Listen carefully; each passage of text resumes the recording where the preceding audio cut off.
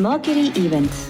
உங்க ஈவெண்ட்ஸை எங்களோட பிளான் பண்ண இப்போவே ஸ்க்ரீன்ல தெரியிற நம்பருக்கு கால் பண்ணுங்க.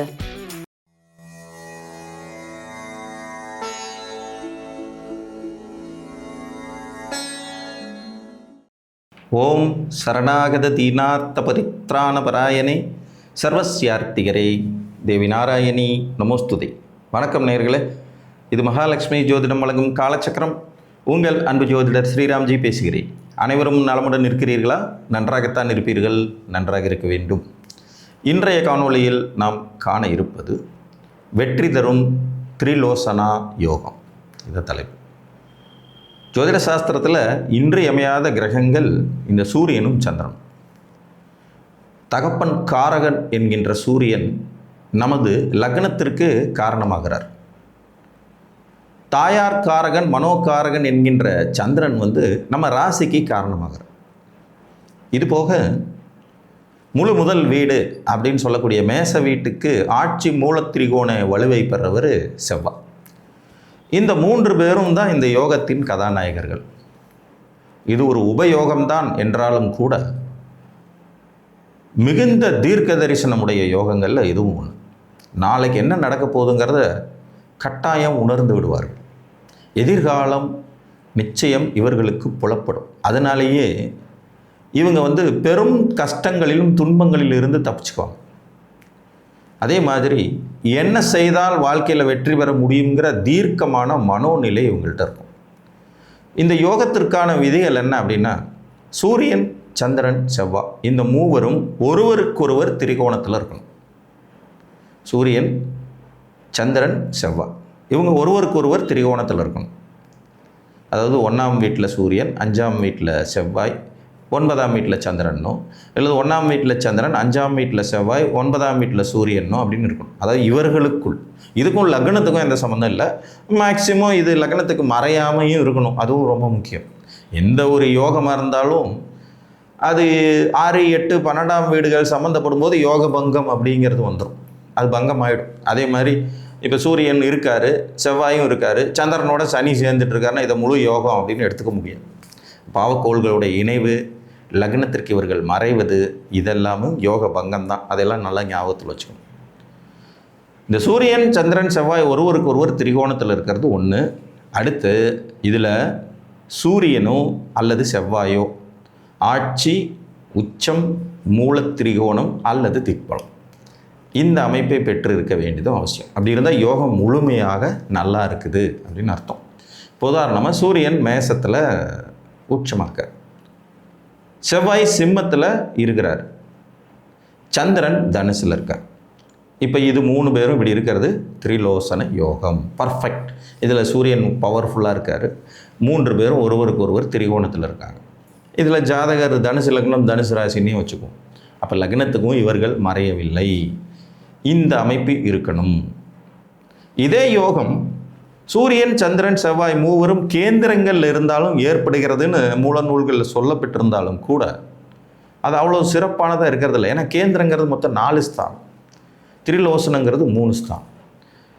இந்த 3 ஒன்றுக்கொன்று தொடர்புங்கும் போது ஒரே விதமான ஆத்மார்த்தமான குணங்களை ரிப்ளை பண்ணக்கூடிய, அதாவது ரிப்பீட் பண்ணக்கூடிய வீடுகளில் இவங்க 3 பேருமே உட்காந்துட்டு இருப்பாங்க. ஃபார் எக்ஸாம்பிள், இப்போ மேசத்தில் உட்காந்துருக்கிற சூரியன் நெருப்பு தத்துவத்தில் இருப்பார், அக்னி தத்துவத்தில். சிம்மத்தில் உட்காந்துருக்கிற செவ்வாய் அதே அக்னி தத்துவத்தில் இருப்பார். தனுசில் உட்காந்துருக்கிற சந்திரன் அதே அக்னி தத்துவத்தில் இருப்பார். போது அது 3 தத்துவங்களும் ஒரு இடத்துல இணையுது அப்படிங்கிற மாதிரி எடுத்துக்கணும். அப்போ இந்த யோகம் 100% வலிமையானது. இதுவே மேசத்தில் சூரியன் உச்சமாகி, மகரத்தில் செவ்வாய் உச்சமாகி, கடகத்தில் சந்திரன் இருக்காருன்னு வச்சுக்கோங்க. இப்போ இது ஒன்றுக்கு ஒன்று கேந்திரம்.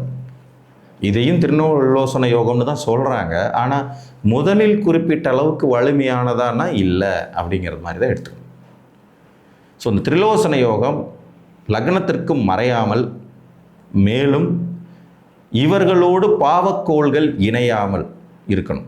இதில் யாராவது ஒருத்தர் செவ்வாயோ சந்திரனோ சூரியனோ ஆட்சி உச்ச மூலத்திரிகோண திக்பல வலிமையில் இருந்தாங்கன்னா இந்த யோகத்தின் வலிமை சிறப்பாக இருக்கும். இப்போ ஒரு உதாரணம் எடுத்துக்கலாம். ஒரு கன்னி லக்ன ஜாதகம், லக்னம் கன்னி, இவங்களுக்கு சந்திரன் கடகத்தில் ஆட்சி. சந்திரன் கடகத்தில் ஆட்சி. அவருக்கு திரிகோணஸ்தானத்தில் 7ஆம் இடத்துல சூரியன்.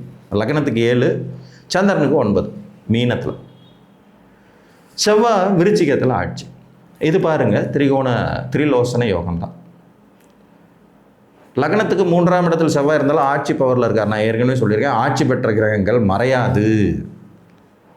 8ஆம் இடத்துலையோ 12ஆம் இடத்துலையோ 6ஆம் இடத்துலையோ ஒரு கிரகம் ஆட்சி உச்ச மூல திரிகோணம் வலுவோடு இருந்தால் அவங்க மறைவுன்னு எடுக்காதீங்கன்னு சொல்லியிருக்கேன் இல்லையா? அந்த விதிப்படி பாருங்கள், லக்னத்துக்கு 7ல் சூரியன், 3ல் செவ்வாய், 11ல் சந்திரன்.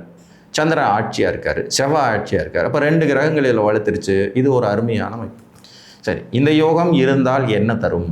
தீர்க்க தரிசனம், பெரும் வெற்றிகள், காலத்தை கணிக்கும் திறமை, காலத்தை முன்கூட்டியே உணர்ந்துவிடும் தன்மை, ஒரு மனிதனை எடை போடும் திறமை, ஒருவரை பார்த்த மாத்திரத்திலேயே வெற்றிக்கான சூட்சுமங்களை அவரிடமிருந்து கற்றுக்கொள்வது, தொடர்ந்து வாழ்க்கையில் முன்னேறி செல்வது, திட்டமிட்ட செயல்பாடுகளில் வெற்றி பெறுவது, அதிகாரத் துறைகளில் பிரகாசிப்பது, அதிகாரம் மிக்கவர்களுக்கு அருகாமையில் இருப்பது, சிறந்த ஆலோசனை வழங்கும் மனிதர்களாக இருப்பது, ரொம்ப சூப்பரான அறிவுரை வழங்கக்கூடிய மனிதர்களாக இருக்கிறது, ஜோதிட தொழிலில் புலமை பெறுவது, யூக வணிகத்தில் வெற்றி பெறுவது, பங்குச்சந்தையில் ஆதாயம் அடைவது, எதிர்காலம் கணிப்பதன் மூலமாக லாபம் பெறும் தொழில்களில் வெற்றி பெறுவது, உயர்ந்த பதவிகள் வகிப்பது, யூனிஃபார்ம் சர்வீசஸ்ன்னு சொல்லக்கூடிய துறைகளில் சாதிப்பது, மருத்துவத் துறைகளில் சாதிப்பது, கட்டுமான துறைகளில் சாதிப்பது,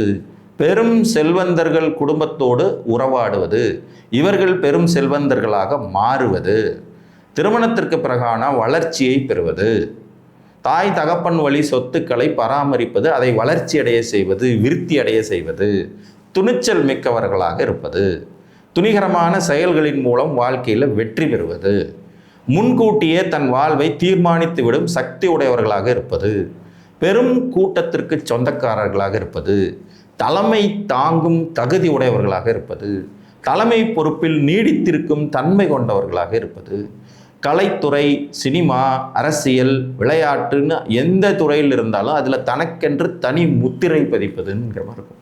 இந்த 3 திரிகோணங்கள்ங்கிறதே ஒரு பெரிய மந்திர சக்தி ஒளிஞ்சிருக்கிற அமைப்புங்க.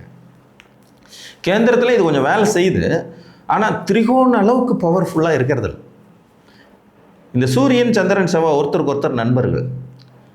இவங்க 3 பேரும் ஒரு ட்ரையாங்கிளில் ஜாயிண்ட் அடிக்கும்போது அது ஒரு அற்புதமான சக்தியாக வெளிப்படுகிறது. அற்புதமான சக்தியாக வெளிப்படுது. அந்த அற்புத சக்தி ஜாதகர்களுக்கு மந்திர உபதேசத்தை பெறச் செய்து அதன் மூலம் வாழ்க்கையில் அடுத்து நடக்கப் போகும் நிகழ்வுகளை முன்கூட்டியே தீர்மானித்து அந்த நிகழ்வுகளின் அடிப்படையில் இவர்கள் வாழ்க்கையில் சரியான பயணத்தை தேர்ந்தெடுத்து சரியான நபர்களுடன் இணைந்து மாபெரும் வெற்றி பெறும் சூட்சுமத்தை கொடுக்குது. இது ஒரு அற்புதமான யோகம். இதற்கான விதிகள்: சூரியன், சந்திரன், செவ்வாய் ஒருத்தருக்கு ஒருத்தர் திரிகோணத்தில் இருக்கணும். முடிந்தவரை இவர்களில் ஒருவரோ இருவரோ ஆட்சி உச்ச மூல திரிகோணம் திக்பல வலிமையில் இருந்தாலும் சிறப்பு தான். இது முன்னேற்றத்தை தரும். நார்மலாக 6, 8, 12ஆம் இடங்கள் சம்பந்தப்பட்டால் இந்த யோகம் பங்கமாகவும் வலிமை குறையும். பாவக்கோள்களான சனி, ராகு, கேது சம்பந்தப்பட்டால் யோகம் பங்கமாகும், வலிமை குறையும். கேந்திரத்திலும் இந்த வலிமை வேலை செய்யும். ஆனால் திரிலோசன யோகம் திரிகோணத்தில் வேலை செய்கிற அளவுக்கு கேந்திரத்தில் அவ்வளோ பவர்ஃபுல்லாக வேலை செய்யும். பொதுவாக யோகங்கள்னாலே கரெக்டாக மைன்யூட்டாக அந்த அமைப்புகள் சிறப்பாக வந்து சேர வேண்டியது அவசியம். சரி, எனக்கு சூரியனும் செவ்வாய் ஒரே வீட்டில் இருக்குது, சந்திரன் மட்டும் 5ல் இருக்கார், இது ஒர்க் அவுட் ஆகுமான்னு கேட்காதீங்க. ஆகாது. 3 வீடுகள் இதில் சம்பந்தப்பட வேண்டியது அவசியம். அது உங்கள் லக்னத்திற்கு பெருமளவில் மறையாமல் இருக்க வேண்டியது அவசியம். மேலும் இயற்கை பாவிகள் என்று சொல்லக்கூடிய சனி, ராகு, கேது இவர்களோடு இணையாதிருத்தல் அவசியம். மற்றும் இவர்களில் ஒருவரோ இருவரோ ஆட்சி உச்ச மூல திரிகோண திக்பலம் பெற்றிருக்க வேண்டியதும் அவசியம். இதெல்லாம் சேர்ந்தாதான் யோகம்.